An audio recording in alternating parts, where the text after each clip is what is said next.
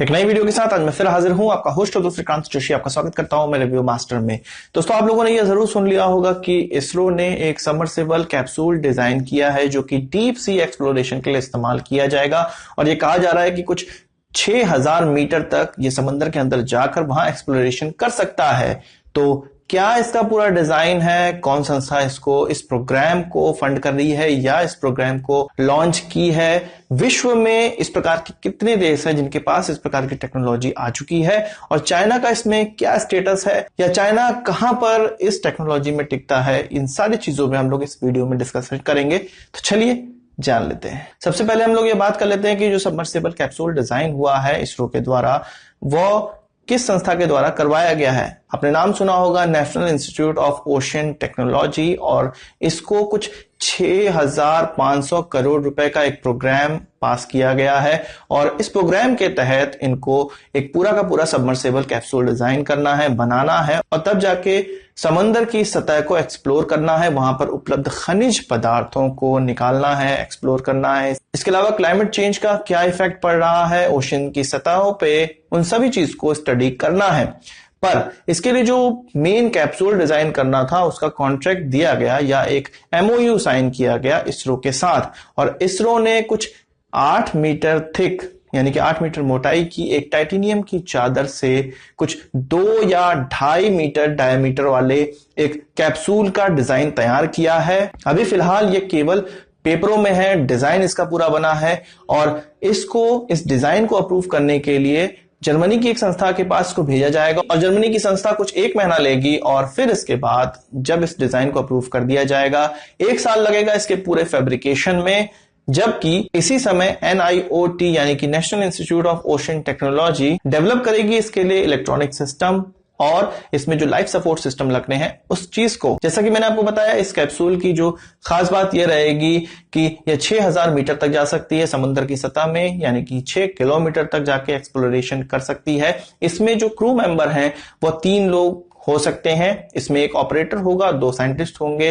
ये NIOT का जो प्लान है वो मैं आपको बता रहा हूं। इस प्रोग्राम में केवल इसरो या NIOT ही नहीं, Goa based national centre for polar and ocean research, इसके अलावा centre for marine life sources and ecology Kochi, और Indian national centre for ocean information services जो कि हैदराबाद में है, यह सारी संस्थाएं भी इन्वॉल्व हैं। और इन सारी संस्थाओं के माध्यम से इस प्रोजेक्ट को, इस डीप सी एक्सप्लोरेशन प्रोजेक्ट को अंजाम दिया जा रहा है। और इस जो प्रोग्राम को या इस कैप्सूल को जो नाम दिया गया है वो काफी अच्छा नाम दिया गया है। इसको समुद्रयान कहा जा रहा है, जिस प्रकार से हम लोग चंद्रयान या अन्य जितने भी हमारे एक्सप्लोरेशन वाले स्पेसक्राफ्ट होते हैं उनके नाम में यान जोड़ते हैं, कुछ उसी प्रकार से इसको समुद्रयान कहा गया है। और NIOT के द्वारा जो डेडलाइन दी गई है इस कैप्सूल को पूरा डेवलप होने में, वो 2022 तक का समय लगेगा। आप जानते हैं कि इसका जब डिजाइन हुआ है, फिर इसको फैब्रिकेट किया जाएगा, कुछ 1 साल निकल जाएंगे। उसके बाद इसमें इलेक्ट्रॉनिक्स और नेविगेशन सिस्टम लगेंगे, लाइफ सपोर्ट सिस्टम लगेगा, जिसमें काफी समय लग सकता है। और उसके बाद इसके ट्रायल होंगे, और तब जाके इसको समंदर में उतारा जाएगा। ये कहा जा रहा है कि जब ये समंदर की सतह पर पहुंच जाएगा तब 72 घंटों तक उसकी सतह पर घूम सकता है और एक्सप्लोरेशन का काम कर सकता है। वहीं बात करें चाइना की, तो चाइना ने यह कारनामा 2012 में ही कर लिया था। उस समय उनका जो इस प्रकार का कैप्सूल बना था वो लगभग 7100 मीटर तक अंदर जा सकता था।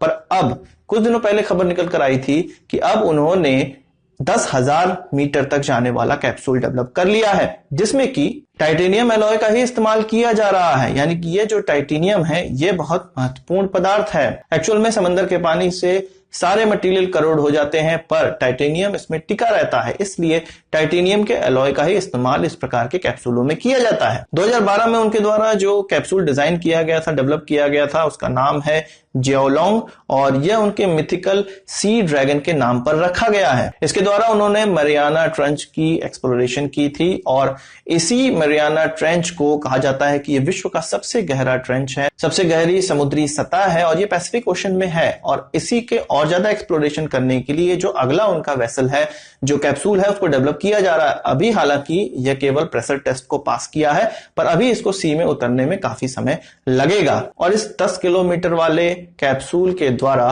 वो 99% समुद्री सतहों की आसानी से एक्सप्लोरेशन कर सकते हैं, क्योंकि इससे ज्यादा गहरी सतह केवल मैरियाना ट्रंच में है, जो कि थोड़ी सी बच जाती है। और जब चीन को इस प्रकार के कैप्सूल बनाने में कामयाबी मिली थी, तब वो United state, Russia, Japan, France के बाद 5वां देश बना था।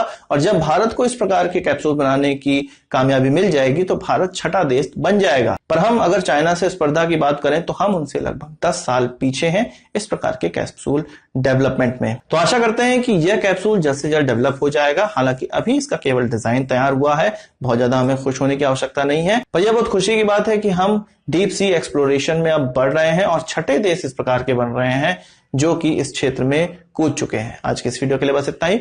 आशा करता हूं कोई वीडियो पसंद आया होगा, आपको एक बड़ा थम्स अप जरूर देंगे। इस वीडियो से संबंधित कोई सवाल सुझाव कमेंट बॉक्स में जरूर लाइएगा। और यदि आपने हमारे चैनल को सब्सक्राइब नहीं किया है उसे भी कर लीजिए, क्योंकि हम इस प्रकार की वीडियो लाते रहते हैं। नमस्कार, थैंक यू, जय हिंद।